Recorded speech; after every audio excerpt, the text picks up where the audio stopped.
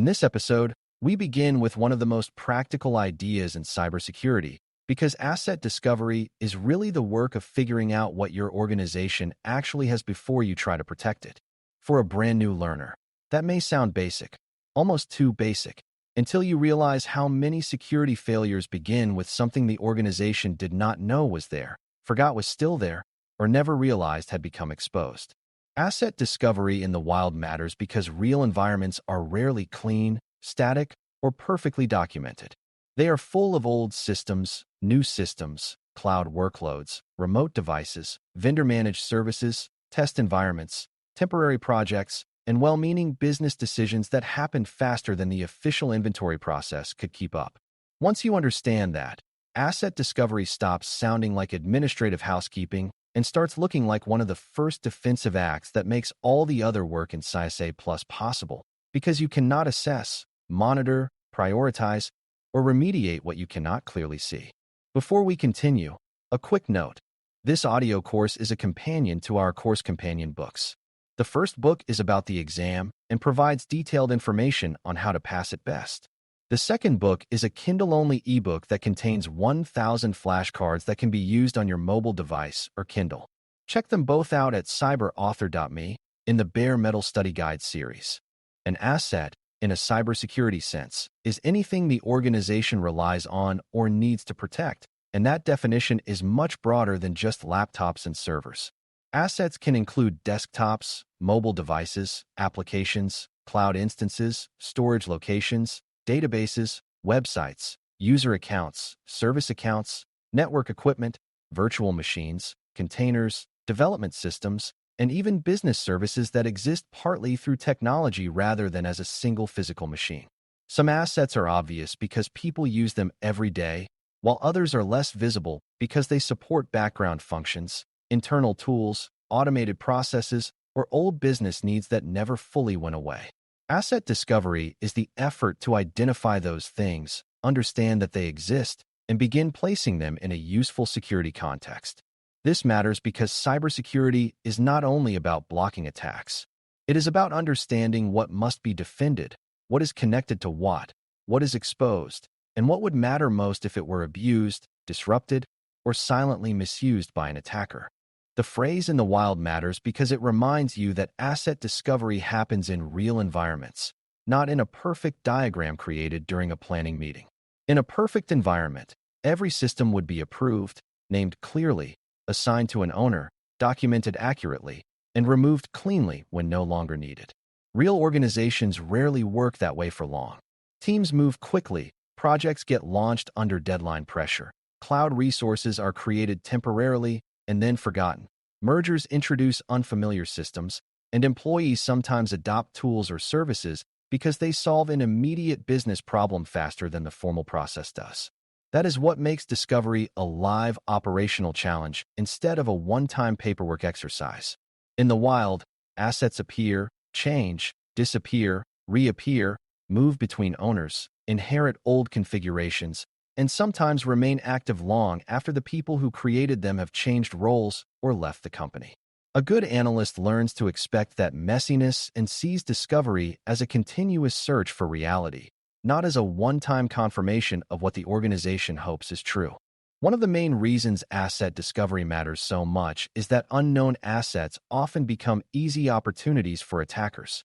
A forgotten web server, an unmonitored cloud instance, an old administrative account, or a neglected development platform can offer a path into the environment precisely because no one is paying close attention to it anymore. Security tools may not be pointed at it, updates may not be applied, logging may be weak, and ownership may be unclear, which means even when suspicious activity occurs, no one responds quickly because no one feels responsible. This is why asset discovery is closely tied to attack surface reduction. Every asset that exists and connects to the organization in some meaningful way has the potential to expand the space an attacker can probe, exploit, or misuse. A beginner should understand that the danger is not only the weakness in the asset itself. The danger is also the gap in awareness around that asset, because what is unseen is often unmanaged, and what is unmanaged is usually much easier to abuse than something the organization actively tracks and protects. Another important point is that not all assets carry the same weight, which means discovery is only the beginning of the story. Finding a device or service matters, but what matters next is understanding what that asset does, who depends on it, what data it handles, how exposed it is, and how much business harm would follow if it were compromised. A kiosk in a low-risk area is different from a payroll system, and an internal testing platform is different from a public customer portal, even if both show vulnerabilities on paper. That is why mature asset discovery is not just a count of things. It is the start of a more meaningful picture that includes purpose, criticality, location, connectivity, ownership, and sensitivity. In practice, this allows security teams to make smarter decisions later about scanning, monitoring, segmentation, remediation, and incident response. For CySA Plus learners, this is an important mindset shift. Security teams do not discover assets just to maintain a list. They discover them so they can understand risk in a way that is grounded in the actual business role and exposure of each asset. A broad discovery effort usually includes more than one approach because different types of assets reveal themselves in different ways. Some are found through direct interaction, where systems are queried or observed actively enough that the organization can confirm they exist and gather technical details about them. Others are found more quietly through normal network communication, authentication activity, management systems, procurement records, cloud control panels, endpoint tools, or logs that reveal the presence of devices and services without needing the same kind of direct contact. A beginner does not need to memorize a complicated taxonomy to understand the central idea here. Some discovery methods ask the environment what is there, while others learn by watching how the environment behaves over time. Strong programs usually rely on both ways of seeing because each has strengths and blind spots. The larger lesson is that discovery should not depend on one narrow channel. If the organization wants a realistic picture, it has to gather evidence from several places and accept that no single view is complete on its own. Internal asset discovery is where many learners first picture the process, and it is still a major part of the work. Inside the environment, defenders want to know what systems exist on the network, what operating roles they serve, how they communicate, whether they are managed, and whether they belong in the places where they appear. Internal discovery helps surface forgotten servers, unmanaged devices, lab systems that drifted into production use, virtual machines created for short-term purposes, and old assets that remain connected long after their original project ended. It also helps expose inconsistency, such as devices that do not match naming expectations, systems running services they should not be running, or assets that appear in one business area but are owned by another. This matters because many compromises spread more easily after the attacker gains an initial foothold, and internal gaps create room for that movement. When the organization understands its internal landscape more clearly, it becomes easier to notice what does not belong, what looks abnormal, and what might represent untracked risk long before an incident turns those uncertainties into operational pain. External asset discovery adds another critical layer because organizations are not only at risk from what lives deep inside their own networks. They are also at risk from everything visible to the outside world, whether intentionally or by mistake. Public websites, exposed services, remote access points, internet-facing cloud resources, forgotten domains, old subdomains, test portals, and vendor-managed access paths can all become part of the attack surface an outsider sees before the organization realizes how broad that surface has become. External discovery helps defenders view the environment more like an attacker might, by asking what is exposed publicly, what appears to belong to the organization, and which systems may be reachable in ways that create opportunity for scanning, phishing, credential abuse, or direct exploitation. This perspective is especially important because business teams often create public-facing services quickly to support customers, partners, or internal convenience. Over time, that growth can outpace centralized awareness.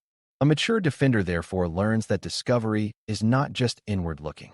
It also means understanding what the organization reveals to the world and whether that outward picture matches what leadership believes is exposed. Modern environments make the discovery challenge even harder because assets now live far beyond a single office or data center.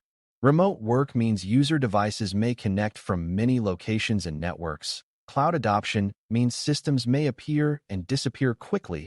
Bring your own device. BYOD. Practices can blur the line between corporate and personal technology and Internet of Things. IoT. Devices may appear in offices, facilities, and specialized operational environments without fitting traditional information technology patterns. A printer, a conference room device, a badge reader, a warehouse sensor, or a smart building controller may all create security implications even though none of them looks like a classic server. This is where beginners start to see why discovery is not easy. The organization may have assets that are physical, virtual, temporary, remote, embedded, vendor-managed, or partly outside direct centralized control. Each one still contributes to the real risk picture. The challenge is not simply seeing more devices. It is seeing the full diversity of what now counts as an asset in a world where technology is spread across business functions in ways that used to be much more centralized. Finding an asset is only the start, because context is what turns discovery into something operationally useful.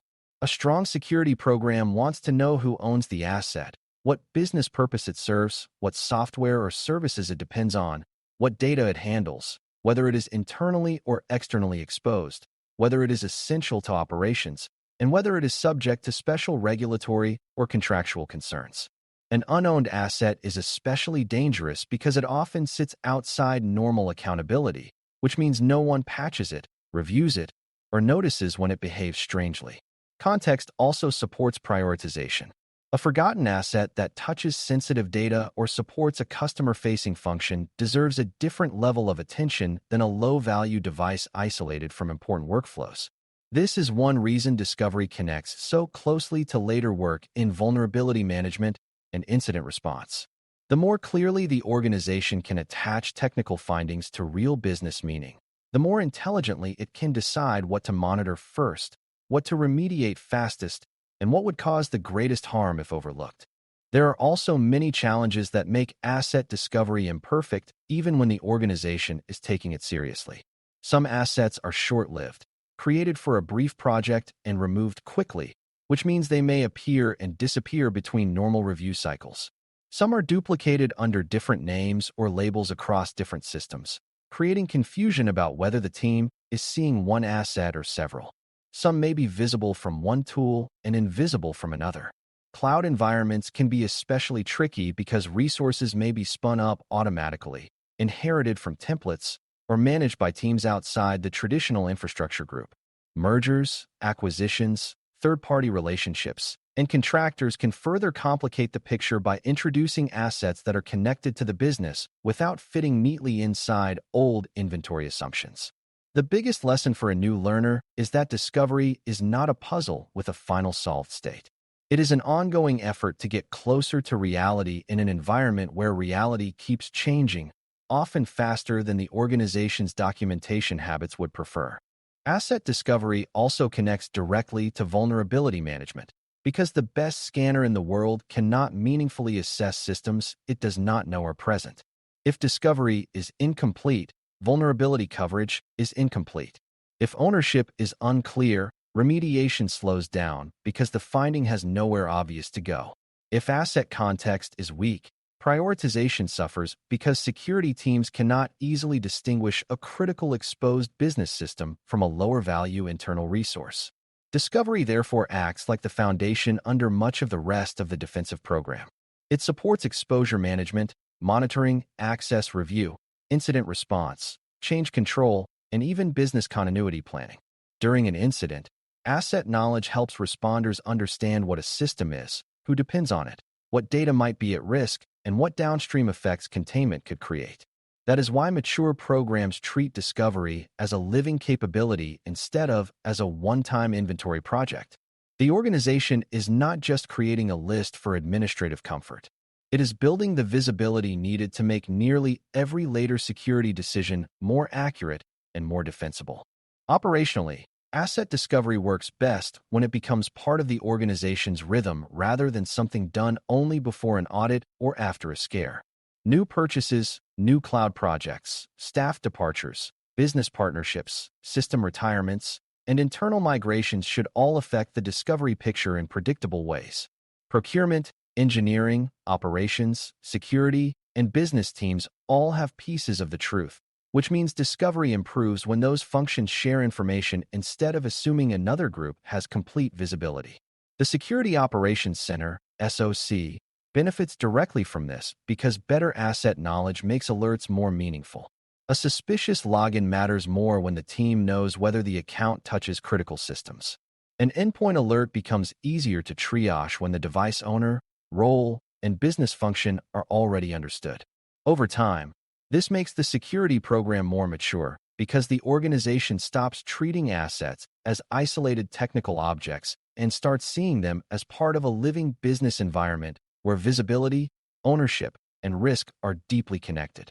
What matters most by the end of this topic is the realization that asset discovery in the wild is less about building a perfect inventory and more about building a realistic one that keeps getting better as the environment changes. Real organizations are messy, dynamic, and full of technology that grows faster than formal processes do, which means defenders have to keep searching for what exists, what is exposed, and what has drifted outside normal awareness. The goal is not perfect neatness. The goal is enough clear, current visibility that the organization can make smart decisions about scanning, monitoring, ownership, prioritization, and response. For someone studying CySA+, this is a foundational lesson because nearly every other security activity depends on it. If you know what you have, where it lives, who owns it, and how it connects to the business, you are already in a much stronger position than an organization that is defending an environment it can only partly see.